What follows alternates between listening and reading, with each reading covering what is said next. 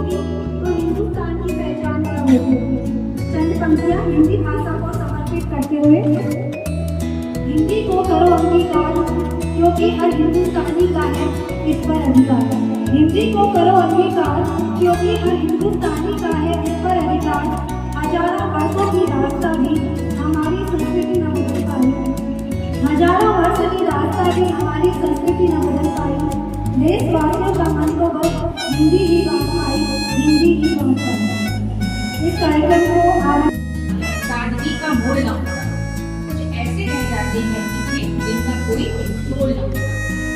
आडंबर की महफिल में दब रह जाती काबिलियत, असली प्रतिभा छिप जाती, कमतर पा जाती शक्ति। भव्य इमारत में ना दिखता नींव के पत्थर का बलिदान, सुदृढ़ बनाता काया कोई शहंशाह बन जाता महान। आपको पता है ना, ताजमहल तो कारीगरों ने बनाया था, लेकिन नाम आ जाता है शहंशाह का। तो सुदृढ़ बनाता काया कोई शहंशाह बन जाता महान।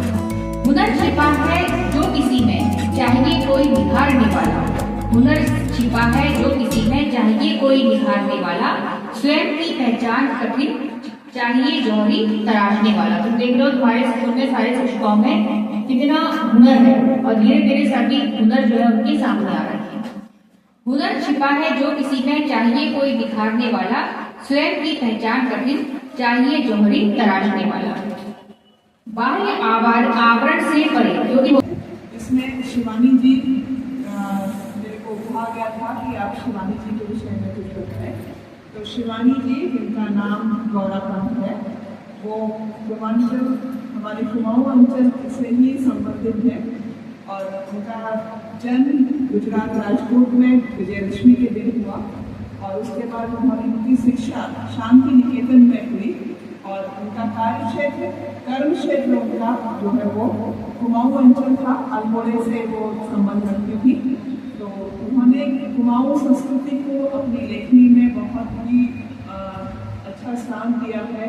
कुमाऊनी संस्कृति को पूरे विश्व भर में अपनी लेखनी के द्वारा, अपने उपन्यास, कहानी और अपने संस्मरणों के द्वारा उन्होंने स्थान दिया है। उनकी लेखिका का जो उनकी मुख्य नायिका है वो मैं गीत बेचता हूँ। जी हाँ हजूर, मैं गीत बेचता हूँ। मैं किस तरह के गीत बेचता हूँ?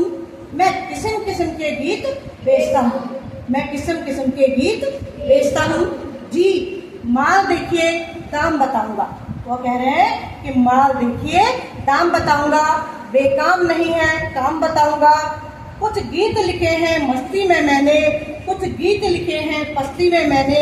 यह गीत सख्त सर दर्द बुलाएगा, यह गीत पिया को पास बुलाएगा। जी पहले कुछ दिन शर्म लगी मुझको, पहले कुछ दिन शर्म लगी मुझको, पर बाद में अक्ल जगी मुझको। जी लोगों ने तो आपको आज भगवद गीता के 2 श्लोक बताऊंगी। पहला श्लोक है आपका पंचम अध्याय का 18 श्लोक है ये। विद्या विनय संपन्ने ब्राह्मणे कवि हस्तिनी चैव स्वपाके च पंडिता समदर्शना। विद्या विनय से युक्त जो साधु व्यक्ति है वो ब्राह्मण को, वो कोई चाहे कोई ब्राह्मण हो या चांडाल हो, चाहे गाय हो, हाथी हो या कुत्ता हो, वो सबको समान भाव से देखता है। अब सबसे पहले तो इसका पंडित आता है कि चाहे कोई विद्या विनय से तो पंडित है, साधु व्यक्ति है, तो पंडित का मतलब क्या होता है आप लोग को बता सकते हैं? कौन होता है पंडित? ज्ञानी व्यक्ति है ना, जिसने किसी भी विषय में पांडित्य हासिल किया।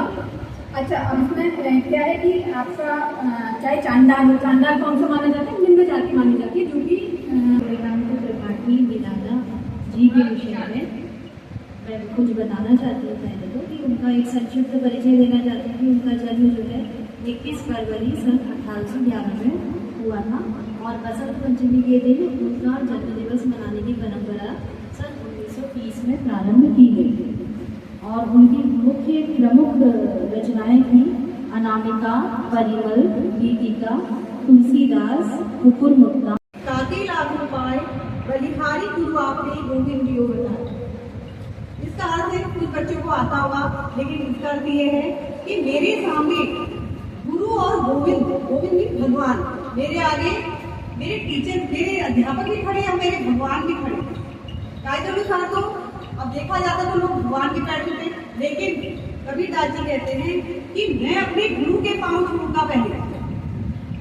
क्यों छूऊंगा? क्योंकि गुरु ने ही मुझे सत्मार्ग दिखाया, गुरु ने ही मुझे उस भगवान तक पहुंचने का मार्ग दिखाया, इसलिए मेरे लिए गुरु ज्यादा बड़ा है भगवान।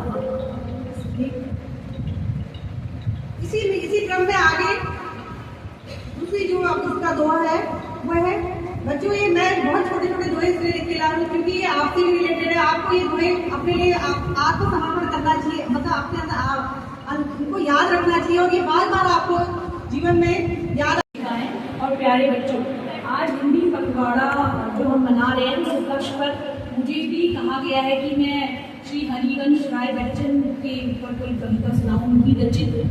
तो मैं आपको बताना चाहूँगी कि 1907 में प्रयागराज में उनका जन्म हुआ और 18 नवंबर 2003 में उनका देहांत हुआ। उन्होंने हिंदी साहित्य में बहुत अविस्मरणीय योगदान दिया और उनकी बहुत सारी रचनाएं हैं जो बहुत आज के वर्ग में भी और आज के समय में भी बहुत प्रासंगिक हैं और हर वर्ग के, हर आयु वर्ग के लोगों को प्रभावित करती हैं। वो महानायक श्रीमान अमिताभ बच्चन जी के पिता हैं। आप सब जानते होंगे ना, अमिताभ बच्चन जी का नाम तो सबने सुना होगा। बताना चाहूंगी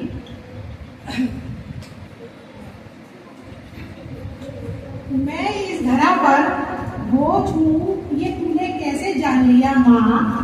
मैं इस धरा पर बोझ हूँ, ये तूने कैसे जान लिया माँ।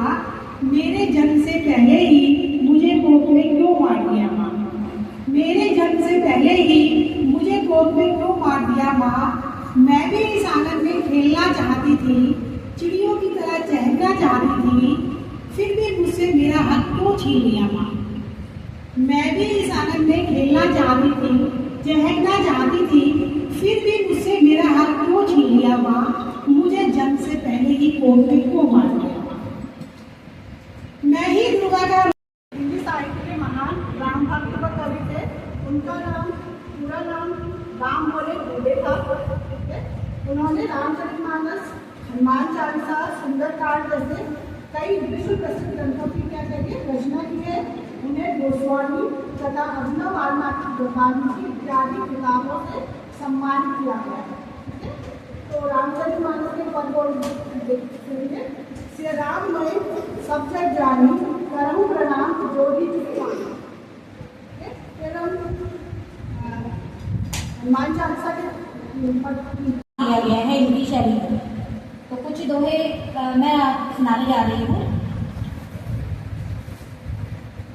मेरी गगबा धामरो राधा नागरी सोय, जातन की जाई पड़े, श्याम हरित दुति होय बिहारी, श्याम हरित दुति होय।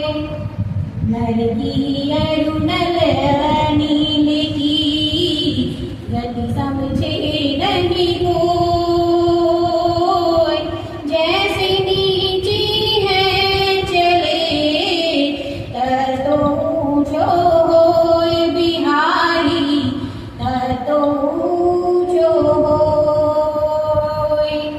सतसैया के